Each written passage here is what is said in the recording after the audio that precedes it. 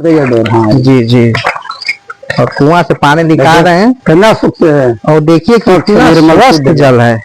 बिल्कुल। और जल को पी कर देख रहे हैं, और स्वाद क्या है जल का। बहुत बढ़िया स्वाद है। तो उसे कुछ नहीं बांधना नहीं है सब।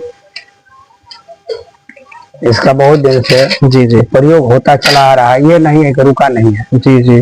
बीच में रुका था। कैसा है? मीठा जल है। और महाराज जी के हाथ से पी कर और मीठा बन गए और तरन तार हो गए दोस्तों। हाँ तो बहुत मीठा है कि नहीं मीठा? वास्तव में बहुत मीठा है। और स्वाद भी है। स्वाद भी इसका मीठा है, और शीतल भी है। शीतल भी है जी। हाँ स्वच्छ है। आओ भाई, आइए भैया पानी पी लीजिए। आओ रामाश्री जी आइए। हाँ आइए, और पानी पीकर बताइए आप लोग स्वाद कैसा है।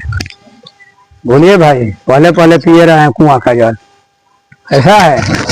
उम्र इतनी हो गई, 35 वर्ष के हो गए नहीं?